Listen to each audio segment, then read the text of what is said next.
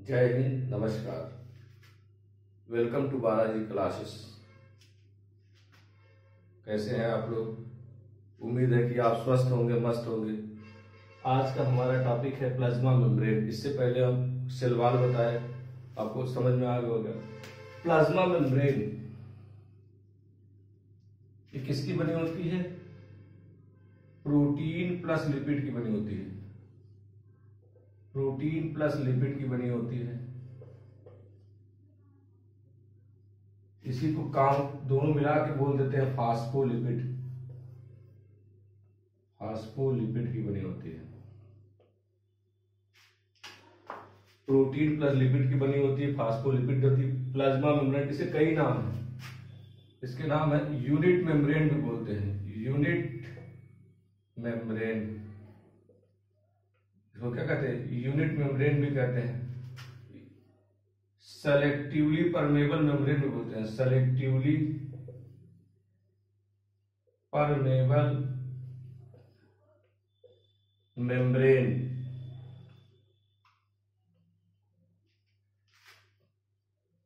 काफी क्वेश्चन पूछा गया, क्या होती है? सेलेक्टिवली परमेबल होती है।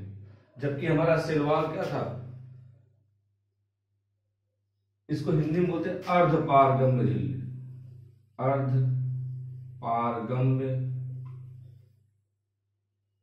झिल्ली। जबकि सेल वॉल हमारा क्या था? सेल वॉल परमेबल था। परमेबल था, पारगम्य, ऊर्जा पारगम्य था। लेकिन अर्धपारगम्य कौन है? Plasma membrane. काफी बार क्वेश्चन पूछा गया है इस पे। चलिए थोड़ा और चर्चा करते हैं इस पे।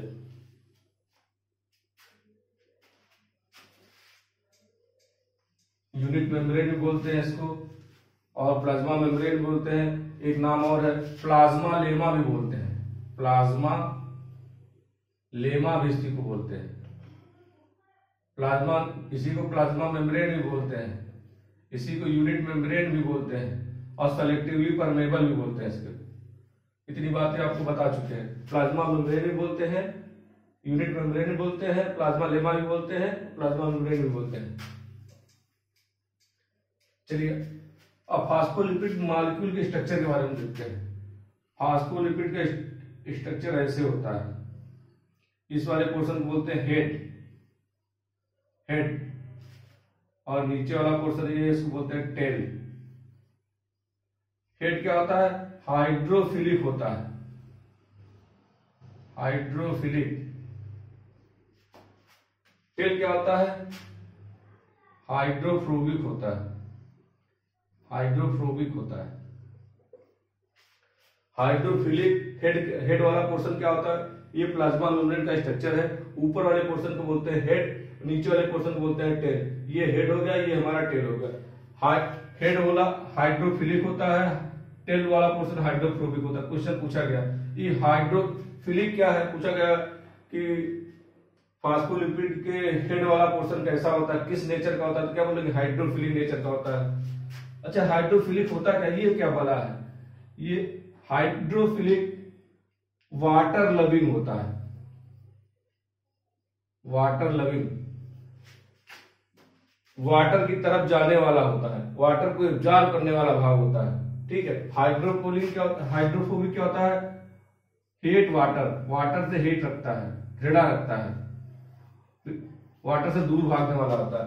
अगर ये बाउल में पानी भरा हुआ है, अगर इसको हम चिमटी से लेके आए तो इसको जब भी दिशा ऐसे लेके आ रहे तो ये वाटर के संपर्क में आते ही ये पलट जाएगा।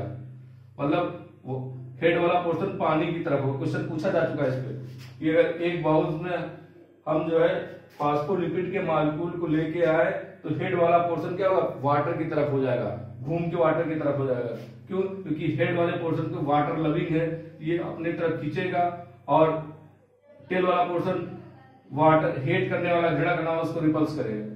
तो पूछा जा चुका क्वेश्चन। चलिए अगर आपसे पूछा जाए, इस पे भी क्वेश्चन पूछा गया, phospholipid molecule, phospholipid molecule phospholipid molecule amphoteric nature होता है, एम्फोटेरिक नेचर। क्वेश्चन पूछा जा चुका है, फास्फोलिपिड मॉलिक्यूल का नेचर कैसा होता है? एम्फोटेरिक होता है। एम्फोटेरिक मतलब बोथ हाइड्रोफिलिक एंड हाइड्रोफोबिक। भाई हेड वाला पोर्शन हाइड्रोफिलिक है, टेल वाला पोर्शन हाइड्रोफोबिक, और दोनों को मिला करने क्या बोल दिया? दोनों को मिला के बोल दिया एम्फोटेरिक नेचर। दोनों को मिला के बोल दिया एम्फोटेरिक नेचर। तो एम्फोटेरिक नेचर शो करता है। चलिए अब इनके स्ट्रक्चर के बाद, फास्फोलिपिड मॉलिक्यूल के स्ट्रक्चर की बात चर्चा कर लेते हैं।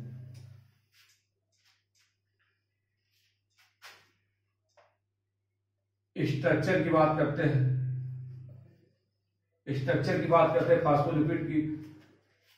तो इसके लिए 3 मॉडल दिए गए हैं, इनके स्ट्रक्चर के बारे में 3 मॉडल दिए गए हैं। अब एक एक करके देखते हैं कौन कौन मॉडल है। पहला मॉडल है सैंडविच मॉडल।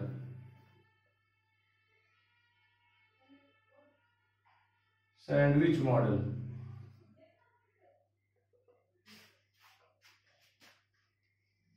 इसको किसने दिया था? डेविसन एंड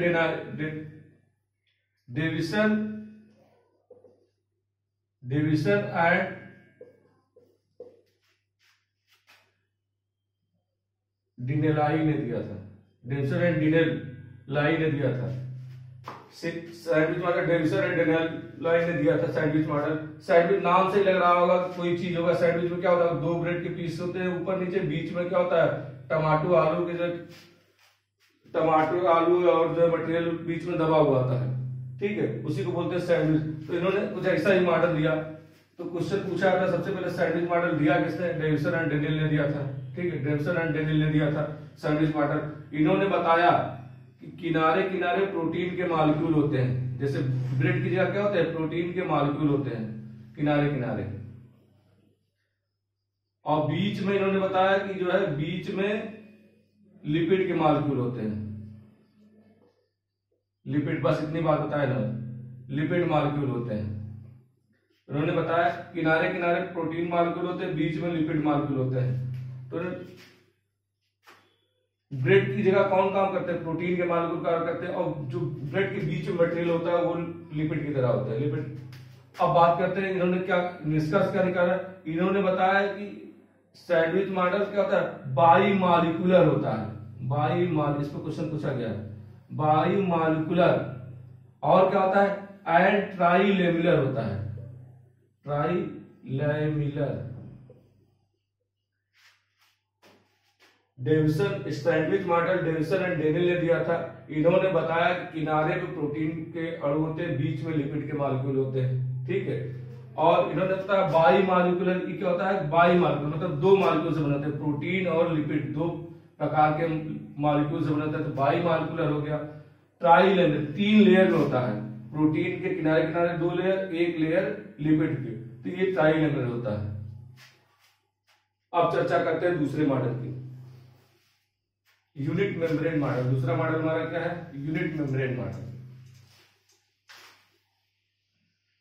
दूसरा मॉडल है यूनिट मेम्ब्रेन मॉडल।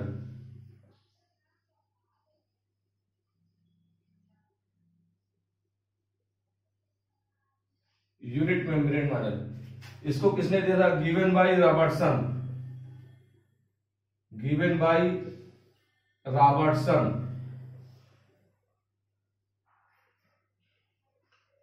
इन्होंने बताया, सेम चीज बताया।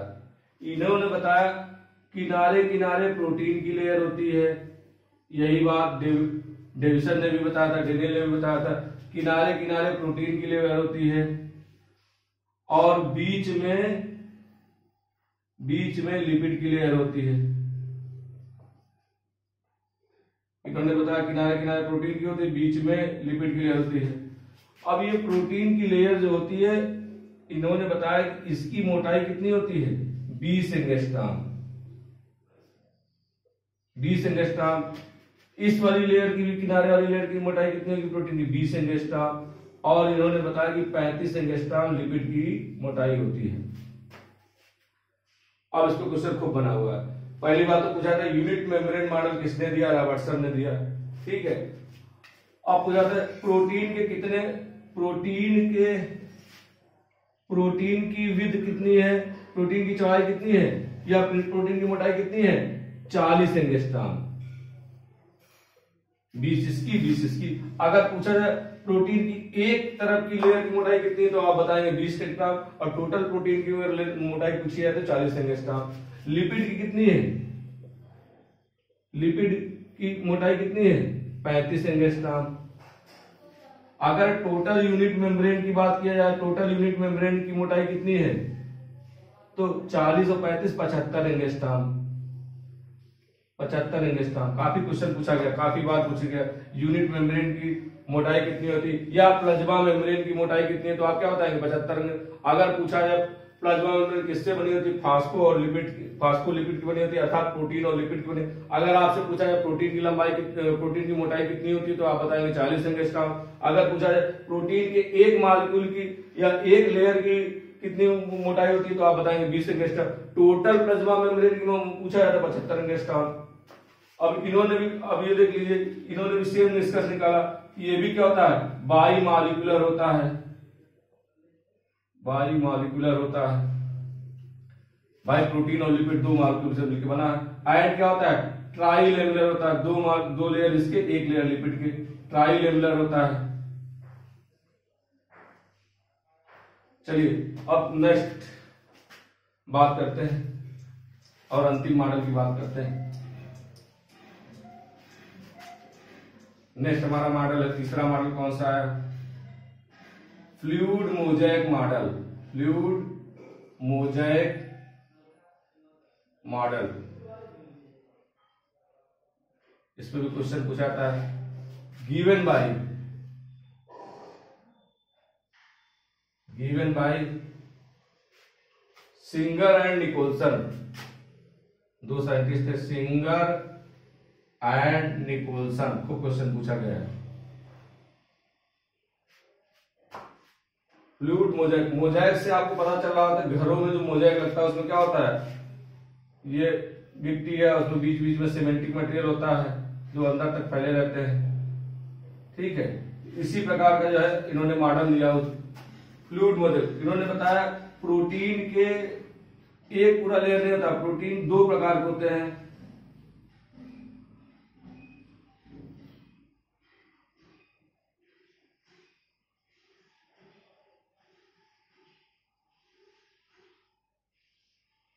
इसको भी बड़ा बनाते हैं।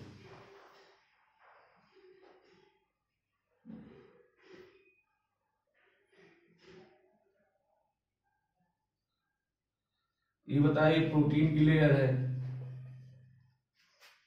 ये जो प्रोटीन है बाहर की तरफ जो है उसको बोलते हैं,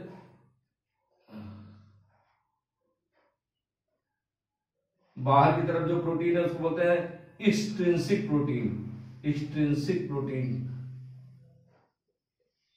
एक्सट्रिंसिक प्रोटीन बोलते हैं। जो अंदर की तरफ गई है उसको बोलते हैं इंट्रिंसिक प्रोटीन।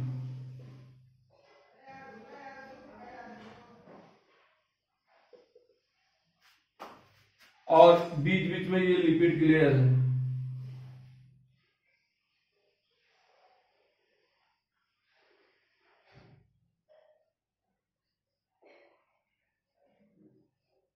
ये लिपिड की लेयर है। इन्होंने भी बताया कि प्रोटीन जो है, जो बाहर की तरफ प्रोटीन दो प्रकार के होते हैं, एक्सट्रिंसिक प्रोटीन और इंट्रिंसिक प्रोटीन। जिस प्रकार बाहर वाली प्रोटीन को बोलते हैं एक्सट्रिंसिक प्रोटीन, जो प्रोटीन दोनों लेयर क्रॉस करके अंदर भी चली जाती है, दोनों लेयर मिक्स होती है, उसको बोलते हैं इंट्रिंसिक प्रोटीन। तो इन्होंने बताया कि प्रोटीन एक ही नहीं होती है लेयर, कि दो लेयर अलग अलग रखी हुई है, बाहर और अंदर। इन्होंने बताया प्रोटीन के मॉलिक्यूल, कुछ मॉलिक्यूल बाहर की तरफ होते हैं, कुछ मॉलिक्यूल अंदर की तरफ, पूरे अंदर तक चले जाते हैं, लिपिड के अंदर तक चले जाते हैं, उनको इंट्रिंसिक प्रोटीन बोलते हैं, ठीक है। और इसको दिया सिंगर एंड निकोलसन ने। ये देखने में आपको मोज़ेक ऐसे बीच बीच में जो है प्रोटीन, इंट्रिंसिक प्रोटीन पाई जाती है, तो लगता है मोज़ेक, इसलिए इन्होंने फ्लूइड मोज़ेक, इसको मोज़ेक मॉडल दिया। अब चर्चा करते हैं इनके फंक्शन के बारे में, प्लाज्मा मेम्ब्रेन के फंक्शन के बारे में।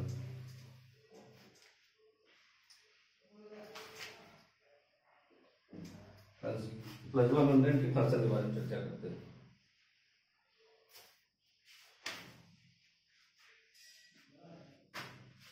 चलिए प्लाज्मा मेम्ब्रेन के फंक्शन के बारे में चर्चा कर लेते हैं थोड़ा सा।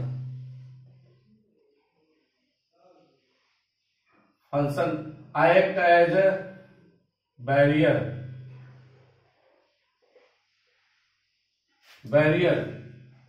बैरियर समझते हैं, टोल प्लाजा की तरह किस गाड़ी को अंदर जाना है किसको नहीं, किस मटेरियल को प्लाज्मा मेम्ब्रेन अंदर भेजेगी साइटोप्लाज्म में, वो सब डिसाइड कौन करता है, प्लाज्मा मेम्ब्रेन करता है। तो बैरियर की तरह कार्य करता है, एक्ट एज ए बैरियर।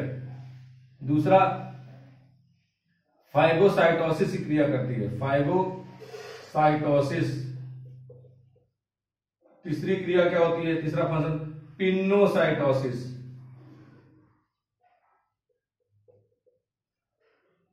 चौथी क्रिया क्या होती है, इक्जोसाइटोसिस। और सेलेक्टिवली परमेबल तो है ही है, सेलेक्टिवली परमेबल किसको जाना है, बैरियर तो ही है, किस परमेबल किसको अंदर जाना है सेलेक्ट करेगी, अर्धपारगम्य झिल्ली, हिंदी में भी याद रखें, सेलेक्टिवली परमेबल बैरियर। समझ में, फाइगोसाइटोसिस क्या है,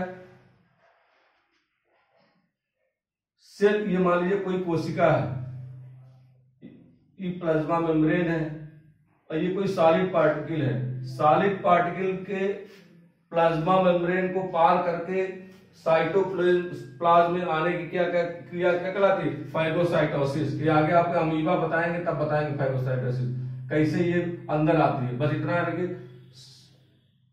सॉलिड पार्टिकल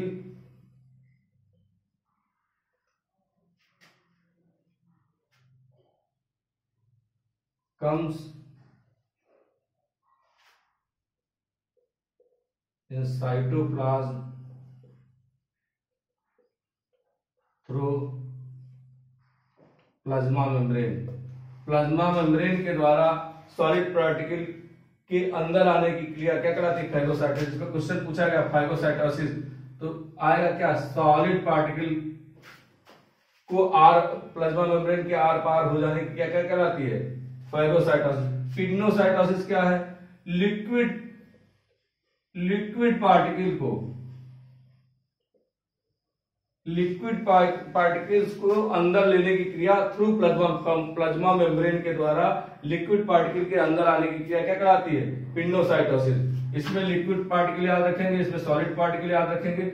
इसी का एक नाम और बेटा, लिक्विड पार्टिकल अंदर लेने, जैसे हम लोग अंदर लिक्विड लेते तो क्या होता है, हमको प्यास लगती है, इसे इसीलिए बोलते हैं drinking of cell, drinking of cell. Cell की इसको ड्रिंकिंग बोलते हैं, सेल की ड्रिंकिंग किसको बोलते हैं, पिनोसाइटोसिस की।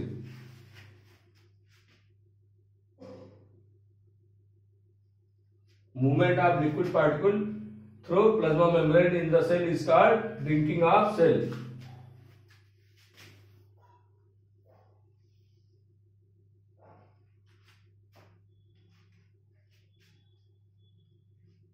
अब इक्जोसाइटोसिस क्या है, ये मान लीजिए सेल है, सेल के अंदर ये सॉलिड पार्टिकल है जिसको हमने लिया था बाहर फाइगोसाइटोसिस के द्वारा, कभी अमीबा ने लिया, अमीबा में होता है।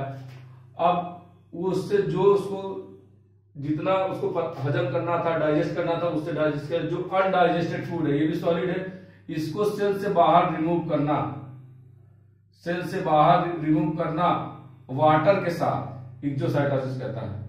ये सब आपको जब अमीबा पढ़ाएंगे, प्रोटोजोआ पढ़ाएंगे तब बताएंगे इक्जोसाइटोसिस। बस इतना रखिए, waste particle remove from cell with water के साथ वेस्ट पार्टिकल का रिमूव होने की क्रिया क्या कहलाती है, इक्जोसाइटोसिस। बाकी सेलेक्टिवली परमेबल आपको पता है, अर्धपारगम्य, प्लाज्मा मेम्ब्रेन ही डिसाइड करे किसको आना है किसको नहीं जाना है। तो गाइस अगर ये हमारा प्लाज्मा मेम्ब्रेन खत्म हुआ, आपको पसंद आया होगा, ठीक है। अगर पसंद आया तो हमारे चैनल को लाइक करिए, सब्सक्राइब करिए एंड शेयर करिए। आपके लाइक करने से, शेयर करने से, सब्सक्राइब करने से हमें एनर्जी मिलता है, जिससे हम अच्छे से काम कर पाएंगे। जय हिंद, जय भारत।